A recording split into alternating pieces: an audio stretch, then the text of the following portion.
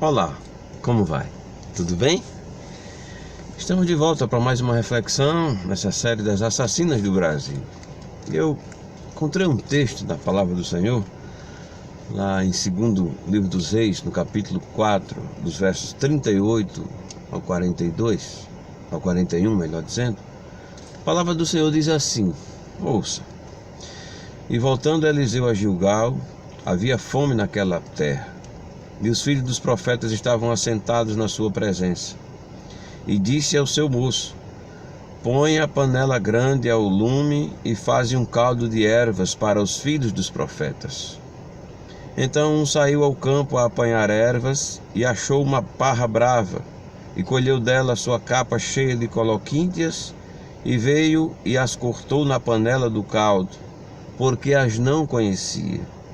Assim tiraram de comer para os homens, e sucedeu que, comendo eles daquele caldo, clamaram, dizendo, homem de Deus, a morte na panela. Não puderam comer. Porém ele disse, trazei, pois, farinha, e deitou-a na panela, e disse, tirai de comer para o povo. Então não havia mal nenhum na panela.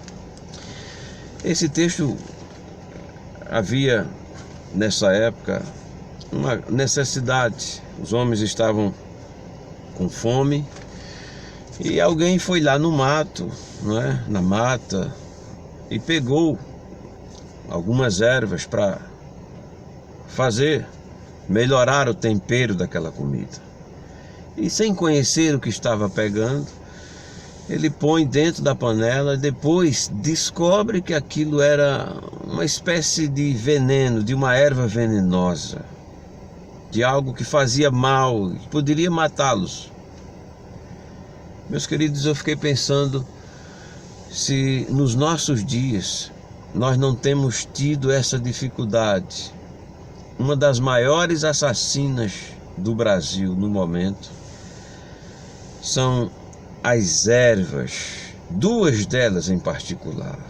Uma chamada maconha, que tem sido um instrumento do nosso adversário para destruir a juventude, para fazer uso de algo que vai fazer mal à sua saúde e muitas vezes usado para entorpecer a vida e cometer crimes. A outra é a coca, uma espécie de planta nativa da Colômbia, da mata da Transamazônica, que tem sido extremamente cultivada. Dela sai a pasta básica da coca e aí é transformada em cocaína.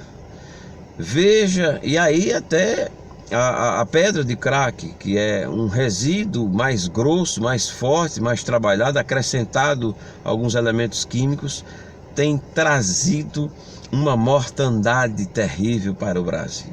Jovens, pessoas, famílias inteiras têm sido alcançadas por esta assassina chamada droga, que tem arrebentado com a nossa nação dia a dia. Tem sido, de certa forma, um instrumento de Satanás para envenenar as vidas, destruir as famílias. Mas perceba nesse texto, nessa história, a intercessão do profeta, que entra, percebe aquilo e, usado por Deus, usa uma coisa tão natural como farinha, para anular o efeito daquele veneno. A ação do homem de Deus, que representa nos nossos dias os profetas de Deus, a igreja do Senhor. A igreja do Senhor precisa se levantar. Nós precisamos orar, precisamos fazer a nossa parte de orar, de assistir as pessoas que têm sido alcançadas por esta assassina chamada droga, que tem destruído os jovens. A nação brasileira tem sido extremamente atingida por esse veneno chamado drogas. Uma assassina brutal que faz com que pessoas estudiosas, profissionais brilhantes percam a sua vida praticamente por conta de algo tão insignificante. Mas nós podemos ver ainda outras drogas oficiais, como o cigarro, tirado também da planta do fumo.